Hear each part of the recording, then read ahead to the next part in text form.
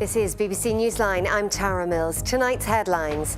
Police on both sides of the border say international drug cartels are increasingly using the island of Ireland as a smuggling route for cocaine. So geographically, we're highly exposed. Our territorial waters are a free-for-all, really. It's like the Wild West out there.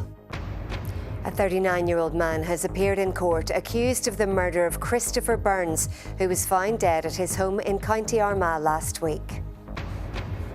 The First Minister rejects claims that the Stormont executive have so far failed to deliver meaningful change as MLAs returned after the summer break. I think we can speak to positivity in terms of what we have delivered. Of course, that's not to be complacent because we know we've an awful lot more to do. And as Stormont returns, parents of children with special educational needs make their voices heard over a lack of support. It's been closed for almost a year, but this busy road in Belfast city centre is set to reopen before Christmas. Rory McIlroy left it late, but the Hollywood man came through to win the Irish Open on an emotional day at the K Club. And we've had some lovely sunshine, but also some fairly sharp showers today. The start of what looks to be a fairly unsettled week of weather. I'll have the latest.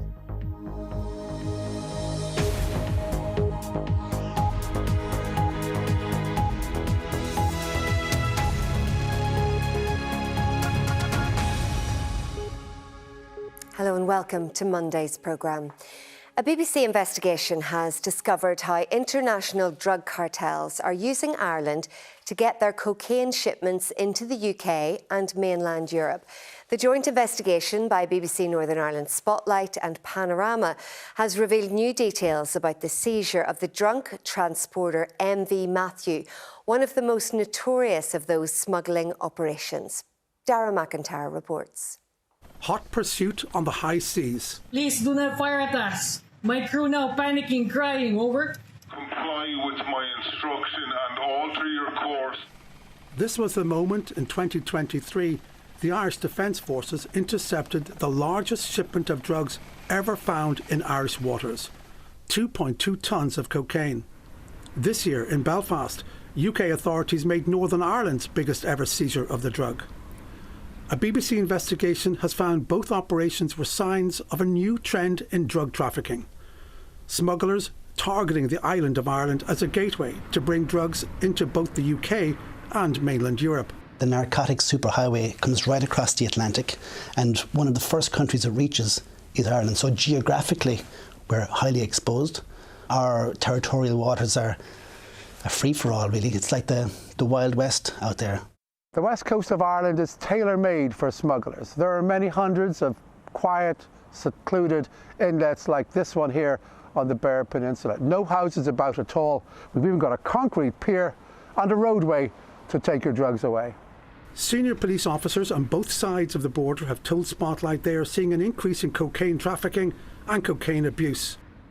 There has been a growth of drugs transiting through the north of Ireland and connecting with other various routes.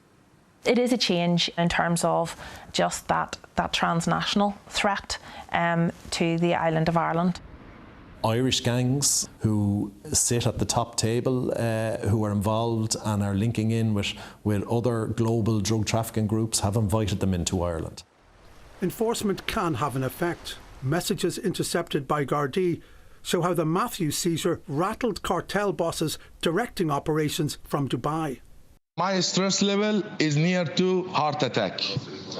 Try to be calm. But the cocaine keeps coming. European law enforcement say they actually knew of at least 100 transatlantic shipments last year, but they didn't have the resources to stop and search the vessels. Dara McIntyre, BBC Newsline. And you can see Spotlight, the cocaine mothership, here on BBC One Northern Ireland at 8 o'clock tonight, or watch on the iPlayer. Now, this is Christopher Burns, known as Chrissy. He was found dead at his home in Mount Norris in County Armagh last Thursday. He'd suffered injuries to his head and face. A 39-year-old man has now appeared at Newry Magistrates Court charged with his murder. Our reporter Eve Rosato was there. 39-year-old Aaron McAnulty appeared in person in Newry Magistrates Court today, charged with the murder of Chrissy Burns, who was found dead at his County Armagh home last Thursday. He had sustained serious head and facial injuries. Mr McAnulty, with an address at Cusher Green in Armagh, was charged last night after being arrested last week. He spoke today only to confirm his name and age and to say that he understood the charge against him. A PSNI detective sergeant confirmed to the court today that she could connect Mr McAnulty to the murder charge. Mr Burns, who was in his 40s, was originally from Warren Point but had been living in the property in Mount Norris where he was found for a number of years. No bail application was made today, and Mr McAnulty was remanded into custody and he will appear again later this month. Eva Rosado, BBC Newsline, Newry Magistrates Court. Now, the First Minister, Michelle O'Neill, has rejected claims that the Stormont executive has failed to deliver any meaningful change in the past 18 months. She was responding to criticism from the opposition benches as MLAs returned to the chamber after the summer break. The executive was accused of being comatose, while Paul Givan was also criticised for changing guidance on how transgender pupils should be treated in school. Our political editor, Enda McClafferty, is at Stormont for us. Enda.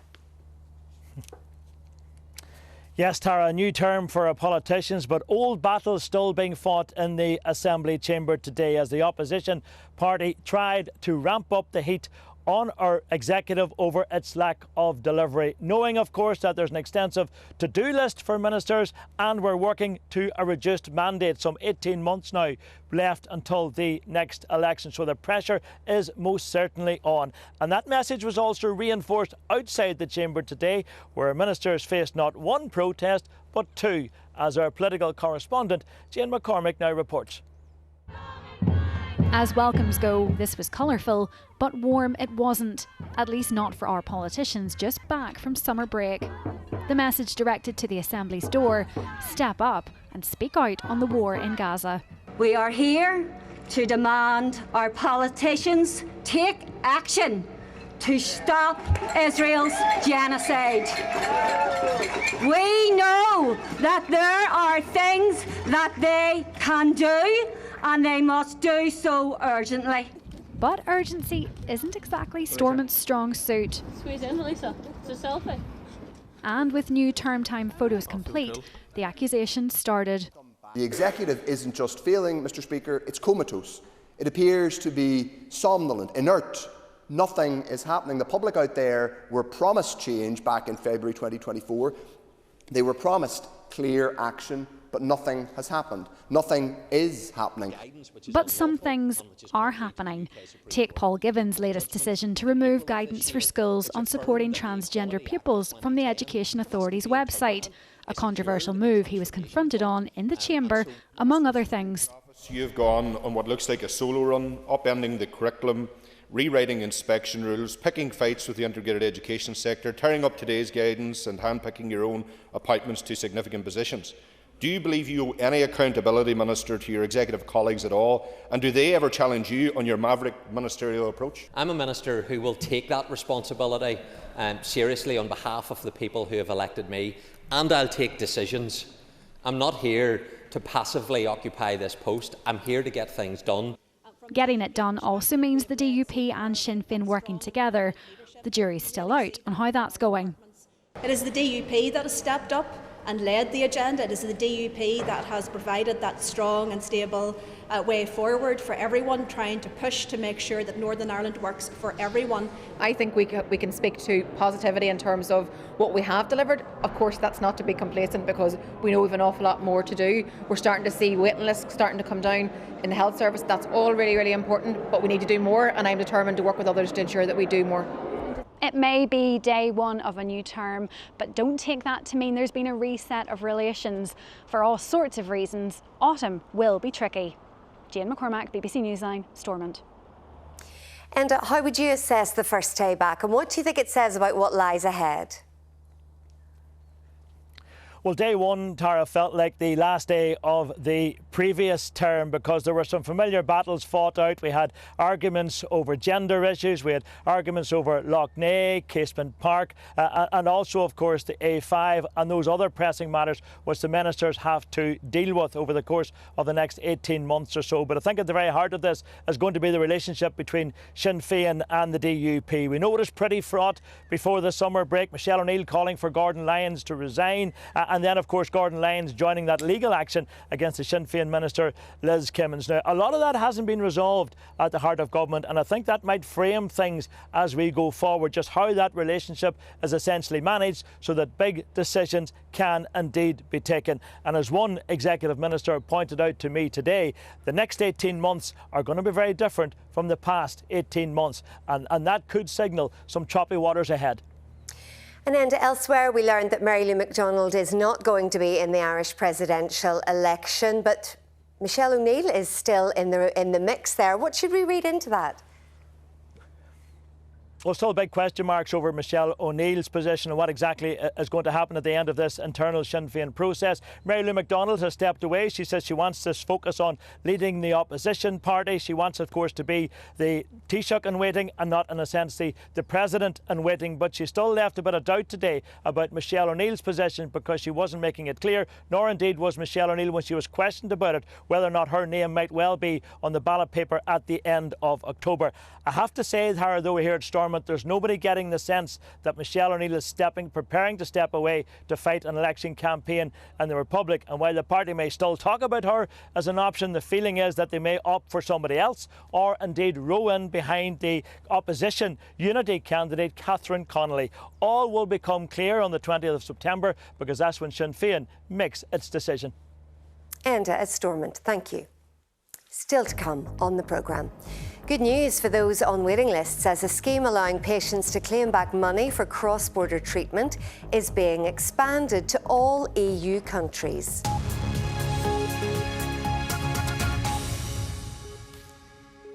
Prisoners in their own home. That's how one parent of a child with special educational needs describes life for her and her son. Susie Ward was among families who went to Stormont to call for more support as MLAs returned today. Our education correspondent, Robbie Meredith, was there too. There are plenty of statistics when it comes to special educational needs, but behind every one is a story, like Susie and her son Owen. Well, Owen is now, he finished school in June, so he's at home with me now full time.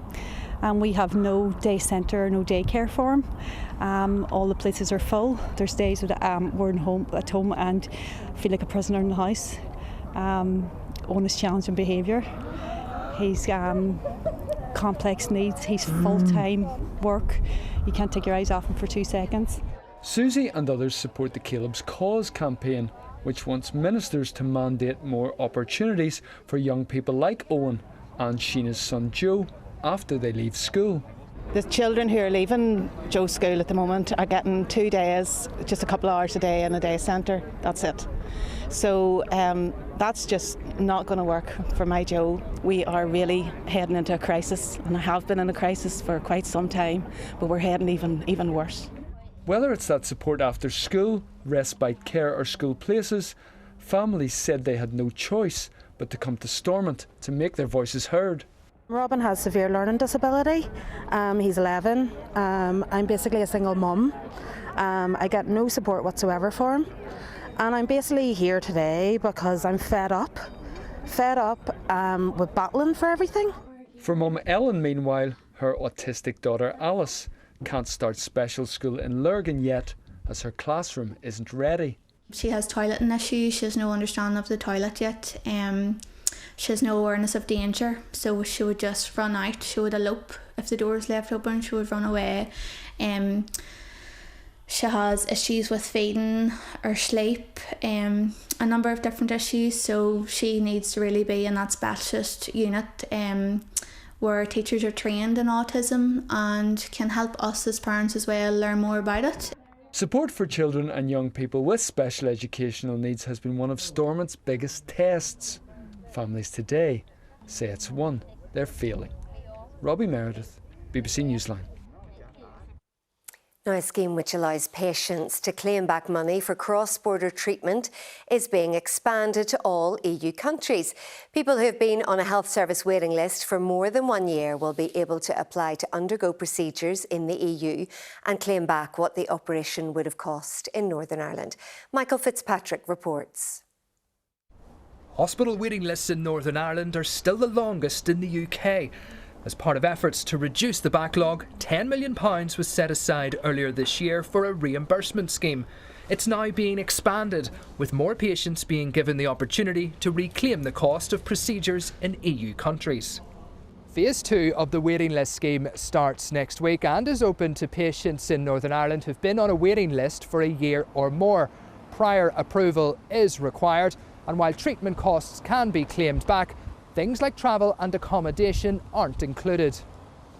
Over 300 people have applied for the first phase of the scheme, with a range of treatments already approved. Orthopaedics is number one on the list. We've got very good analysis and data in terms of the age profile, the gender, the geographic location and the sort of procedures people are looking for. But by opening it up, making more facilities available on a bigger geographic spread, lowering the qualifying criteria, it's all good news. Siobhan Edgar from Craigavon underwent knee replacement surgery in January 2024 after spending over 7 years on a waiting list. While her knee is now much better, she believes the long wait resulted in a poorer outcome. I couldn't walk, I couldn't exercise, and some days I found it hard just to get out of bed, down the stairs and cope in the house because the pain was so severe, and because of that my health deteriorated. I would say my mental health as well, but mostly my physical health. Siobhan says she isn't sure whether she would have applied for the scheme had it been an option. I think the new scheme doesn't cover all of the cost, and it also doesn't cover if you're getting a knee replaced, you come out of hospital on crutches, 2 crutches. And it doesn't cover the cost of somebody to go with you, to help you, just even to carry your bag out of the hospital. So I don't know how that's going to work, because that's going to cost even more then. The Health Minister said he'd previously acknowledged criticisms around having to pay up front for treatment. He added that he introduced the scheme after receiving several requests from MLAs. Michael Fitzpatrick, BBC Newsline. Now, a busy Belfast city centre road, which has been closed for almost a year, is set to reopen before Christmas. Durham Street is situated beside Grand Central Station, which began operating exactly 12 months ago. Our community correspondent Mark Simpson reports. For the first time, we can see the front of Grand Central Station with the new look Durham Street. It isn't finished yet, of course, but work is well advanced. The Boyne Bridge has gone, and if all goes according to plan, this busy Belfast city centre road will reopen to traffic before the end of November. The news was revealed this morning by Liz Kimmins, the Infrastructure Minister. How confident are you that Durham Street will reopen before the end of November? Obviously there can always be unforeseen delays, and if that is the case, we'll be sure to communicate that. But as it stands, that is the date that we have in mind. If it comes sooner, even better, but at this point that's where we're at. TransLink say there have been 4 million extra journeys on public transport since this new station began operating a year ago. But there have been complaints about pick-up and drop-off arrangements, plus traffic issues on nearby Grosvenor Road. Here's an example of the difficulties at the Grosvenor Road entrance. The blue vehicle is waiting outside the station, stopped in a traffic lane. There's a white car behind it too. It then moves across and a bus appears on the other side. There are traffic lights up ahead, meaning they both have to wait. By the time they can move on, the blue car has gone, but more vehicles are now stopped in the lane. The good news is it seems things will get better soon. The pick-up and drop-off will improve significantly once Durham Street is open. There will be a large drop-off zone and pick-up point for general public to use, and also a taxi rank as well. And look, we thank people for their patience during this construction stage whenever drop-off and pick-up has been more difficult. There is still a lot of work to do around the station, but this image shows how it might look when it's finished. Mark Simpson, BBC Newsline.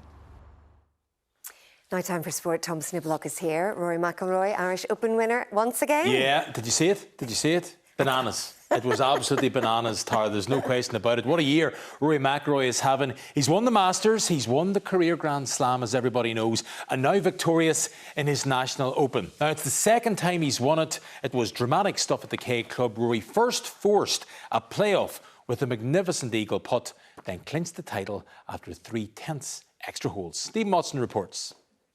Take a bow, Rory McIlroy. 2025 just seems to get better and better for Rory McIlroy, celebrating a special Irish Open win on another emotional afternoon.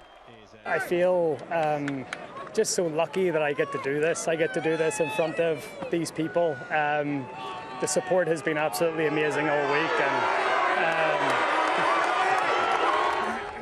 During an exciting final round, it often looked as if it might just be Rory's day. He rode his luck and also played some brilliant golf.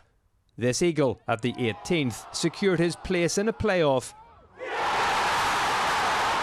which he went on to win.